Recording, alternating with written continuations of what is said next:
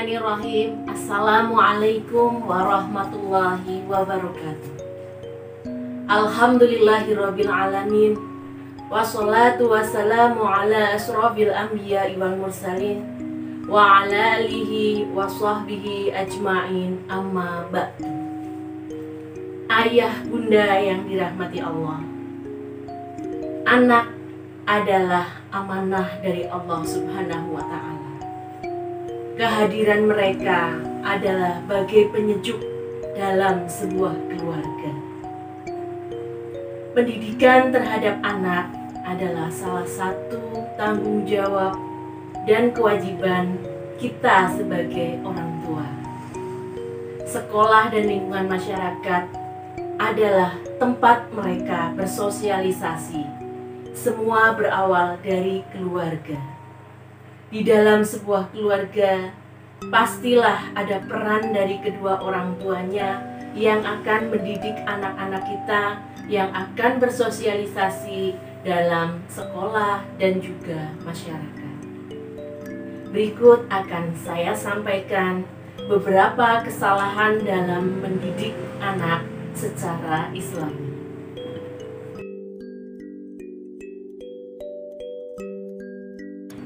Kesalahan yang pertama dalam mendidik anak yaitu menumbuhkan rasa takut dan minder pada anak.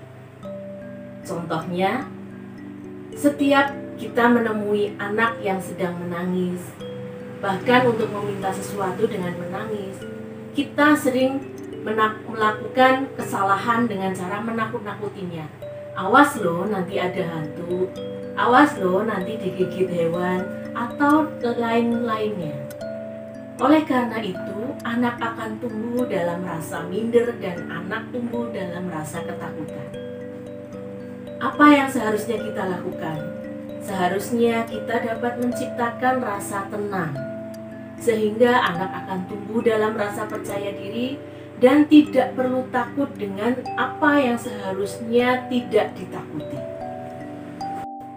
Yang kedua adalah mendidik anak-anak menjadi anak yang sombong, congkak, dan tidak peduli dengan orang lain.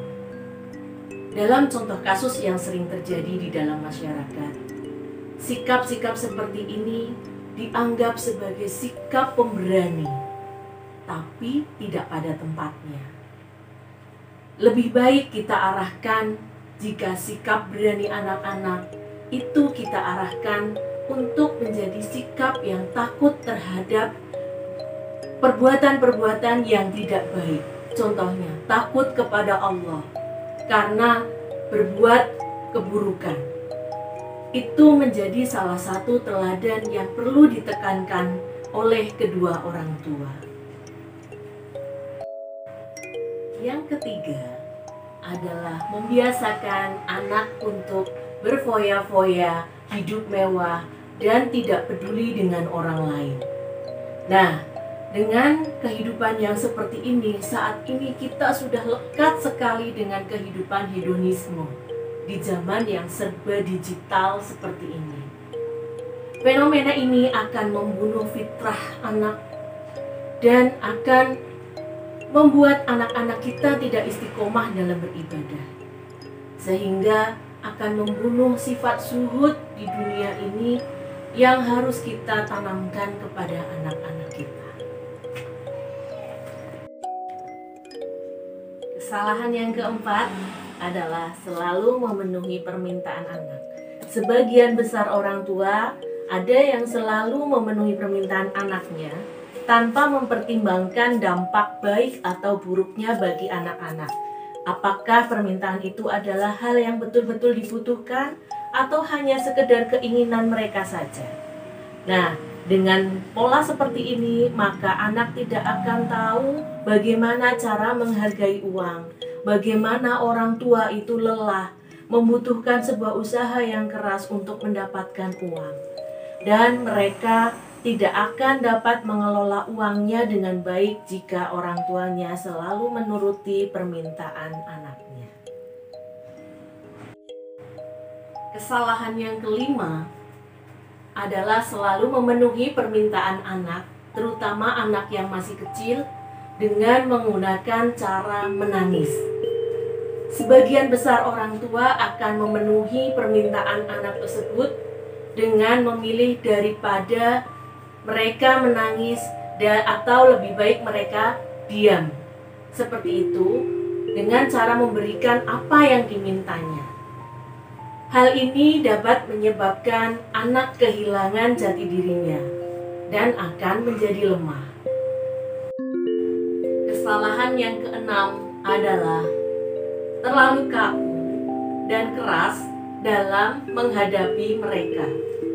Ini khusus bagi yang melewati batas. Dengan mudahnya mereka melontarkan cacian, melontarkan hinaan, melontarkan amarah kita dengan bentakan, dengan pukulan. Ini sangat melukai hati anak-anak kita. Padahal mungkin mereka baru sekali melakukannya.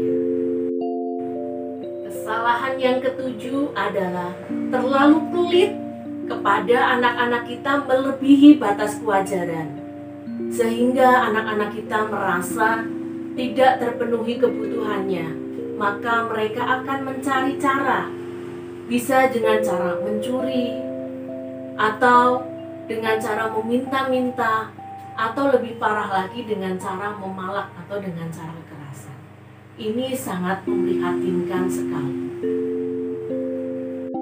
Kesalahan yang kedelapan adalah tidak mengasihi dan tidak menyayangi mereka, sehingga mereka akan mencari kasih sayang dari luar. Fenomena ini sudah sering terjadi dan sering kita amati di dunia nyata. Banyak anak-anak pang berlawanan jenis, laki-laki dan perempuan saling bergaul karena mereka tidak mendapatkan kasih sayang di dalam keluarganya. Mereka akan mencari kasih sayang di luar. Ketika bertemu dengan lawan jenisnya, ada yang memberikan perhatian, ada yang memberikan kesenangan lebih. Mereka menganggap itu adalah kasih sayang sebenarnya. Kasih sayang sebenarnya adalah dari orang tua sendiri. Kesalahan yang kesembilan adalah kita hanya memperhatikan kebutuhan jasmaninya saja. Ingat ayah dan bunda bahwa anak-anak kita juga membutuhkan contoh tauladan dari kedua orang tuanya.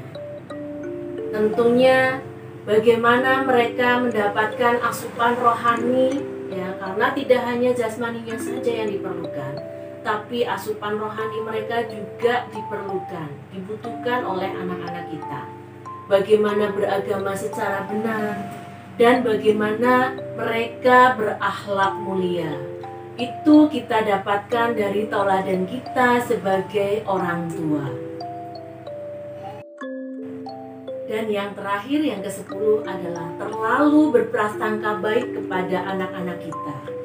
Ingat ayah dan bunda, bagaimanapun anak-anak kita adalah manusia biasa yang tidak luput dari kesalahan. Oleh karena itu, ada baiknya kita tidak langsung percaya saja kepada anak-anak kita. Kita selalu ngecek apa yang mereka butuhkan, apakah mereka sudah berbuat yang benar, apa yang mereka perlukan agar mereka tidak terjebak dalam kesulitan dan kesusahan. Marilah kita membimbing anak-anak kita agar menjadi anak-anak yang solih dan solihah.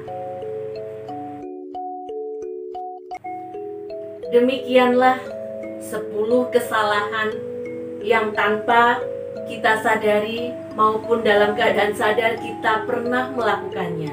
Oleh karena itu ayah dan bunda, marilah kita bersama-sama memohon ampunan kepada Allah Subhanahu wa Ta'ala karena kita telah melakukan kesalahan-kesalahan tersebut secara sengaja maupun tidak disengaja. Dan tak lupa kita panjatkan doa kepada Allah Subhanahu wa Ta'ala, semoga anak-anak kita menjadi anak-anak yang solih dan solihah dan menjadi anak-anak yang berakhlak mulia. Oleh karena itu, saya mohon maaf yang sebesar-besarnya apabila dalam menyampaikan kajian ini Saya banyak sekali kekurangan dan kesalahannya. Kebenaran datang dari Allah, kesalahan datang dari saya. Oleh karena itu, saya mohon maaf lahir dan batin. Demikianlah saya pamit untuk undur diri. Terima kasih. Jazakumullahu khairan katsira. Wabillahi taufiq wal hidayah. Wassalamualaikum warahmatullahi wabarakatuh.